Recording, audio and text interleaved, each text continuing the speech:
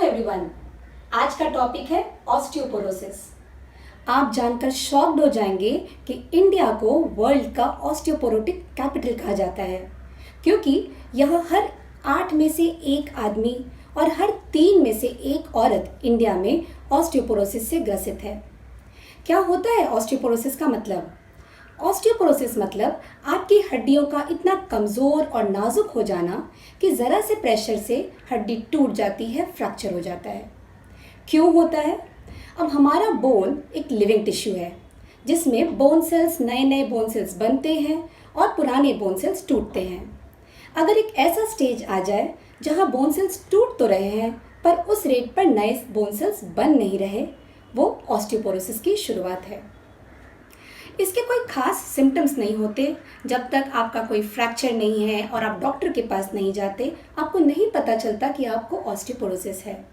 लेकिन जब आपको बैक पेन होता है कभी और आप डॉक्टर के पास जाएंगे, एक्सरे कराएंगे, आपको पता चलेगा कि आपकी कोई रीढ़ की हड्डी कंप्रेस्ड हो गई है या फ्रैक्चर्ड हो गई है। और कभी कभी बैक के इश्यू की वजह से आपका पोस्चर स्टूप्ड हो जाता है, कमर की हड्डी मुड़ जाती है। इसके अलावा नेल्स आपके कमज़ोर हो जाते हैं, वीक और ब्रिटल हो जाते हैं, टूटने लगते हैं। तो यही कुछ सिम्टम्स हैं ऑस्टियोपोरोसिस के। क्या रिस्क फैक्टर्स होते हैं, किन को ज़्यादा होता है? सबसे पहला तो ओल्ड एज। अब हम जानते हैं कि ओल्ड एज पीपल को डीजनरेशन ज़्यादा होता है, तो इसीलिए उनमें ये प्रॉब्लम होने के चांसेस बढ़ जाते हैं। दूसरा, पोस्ट मेनोपॉजल वुमेन। जिन लेडीज़ ने मेनोपॉज अचीव कर लिया है, उनकी बॉडी में ईस्ट्रोजन की कमी हो जाती है, जिसकी वजह से बोन लॉस बढ़ने लगता है। जिनका बॉडी फ्रेम छोटा होता है, उनके भी चांसेस ज़्यादा होते हैं ऑस्टियोपोरोटिक होने के। कुछ मेडिसिन के साइड इफ़ेक्ट जैसे स्टेरॉयड भी एक रिस्क फैक्टर है ऑस्टियोपोरोसिस का।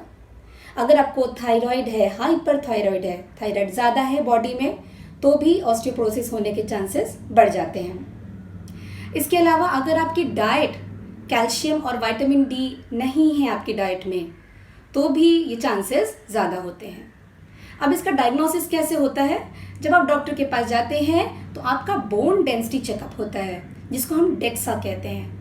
ये 10 मिनट से 30 मिनट्स तक का टेस्ट है, जिसमें एक्सरेज यूज़ करके बोन की डेंसिटी पता करते हैं।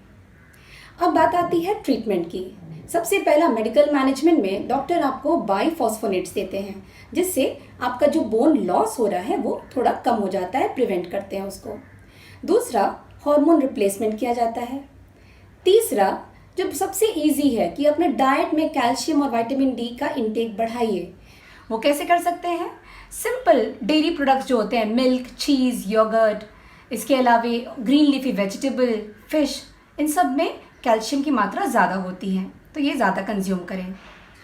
और हम जानते हैं कि बूढ़े लोग सबसे ज़्यादा चांसेस होती है उनके गिरने की, तो फॉल प्रिवेंशन बहुत इंपॉर्टेंट है। इसके लिए कुछ छोटे छोटे टिप्स हैं जो आप फॉलो कर सकते हैं।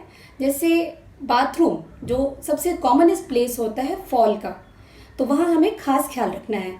उसके लिए बाथरूम में आप अपने बार्स लगवाएं, जिसको ग्रैब करके जो बूढ़े लोग हैं वो टॉयलेट से उठ पाएँ या नहाते समय बार का यूज़ कर सकें।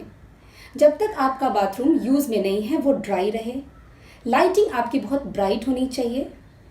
बाथरूम के बाहर नॉन स्लिप मैट यूज़ करें। अपने घर में ध्यान दें कि कुछ भी लूज रग्स इधर उधर फैले नहीं हो, जिसमें फंस के गिरने की चांसेस बढ़ जाए। और सबसे इम्पॉर्टेंट, इन लोगों के मतलब ओल्ड एज लोगों का चश्मा अप टू डेट होना चाहिए, उनका आई टेस्टिंग बहुत ज़रूरी है। तो ये कुछ बातें हुई फॉल प्रिवेंशन के बारे में। जब आप हमारे पास आते हैं फिजियोथेरेपी के लिए, तो हमारा सबसे मेन गोल्स जो होता है पेन कंट्रोल का, आपके बोन्स एंड मसल की स्ट्रेंथनिंग, आपका पोस्चरल कंट्रोल, पोस्चर का करेक्शन और आपकी ओवरऑल मोबिलिटी को बढ़ाना हमारा काम है।